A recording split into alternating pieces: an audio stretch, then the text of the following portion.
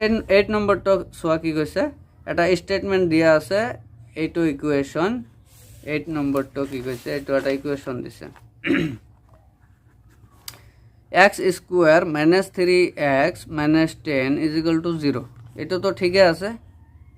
এই কোয়াড্রিক ইকুয়েশন হিসাবতে আছে প্রবলেম নাই কিন্তু ইয়াত মানে ফ্যাক্টরাইজ করার ইয়াত কইছে ফ্যাক্টরাইজেশন মেথডত এটা সলিউশন করিছে এটা যেটো প্রসেস স্টেপ বাই স্টেপ যায় না তো এটা কোনটো স্টেপত ভুল আছে মানে কোনটো স্টেপত ইনকারেক্ট আছে এটা কি করিম লাস্টত চোৱা in which step did the student make the first mistake করেছে মানে কোনটো স্টেপত মিস্টেক হয়েছে তো এটা স্টেপ 1 তো ইকুয়েশন তো জাস্ট তুলি লইছে উঠাই লইছে না x square minus 3x minus 10 is equal to 0 এটা তো ইকুয়েশনটাই আছিল স্টেপ 1 তো রাইটে আছে ওকে নেক্সট স্টেপত চোৱা x square minus 5x minus 2x minus 10 is equal to 0 তো এটা জাস্ট ভাঙি দিছে ফ্যাক্টর করিছে এটা 3x এটা জাস্ট কি করিছে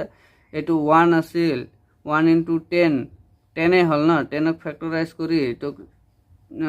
5 into 2 ঠিকই আছে কিন্তু ইয়াত এটা ভুল করিছে কি তো -5 আর -5x আর -2x এটো কি মান হবে -7x হবে কিন্তু ইয়াত কি লবা কি আহিব লাগে -3x তো সেকেন্ড স্টেপতে এটো রং করিছে হয় না আর আগত যাই গই তো লাভ নাই তো আমার সেকেন্ড স্টেপতে রং হই আছে বুঝি পাইছ এটা তো এটা সেকেন্ড স্টেপতে রং এটা आंसर টু কোনটা হবে এ নম্বর आंसर স্টেপ 2 হবে বুঝি পাইছা তো 8 নম্বর কি আছে নেক্সট 9 নম্বরটা কি কইছে 8 নম্বর आंसर কোনটা স্টেপ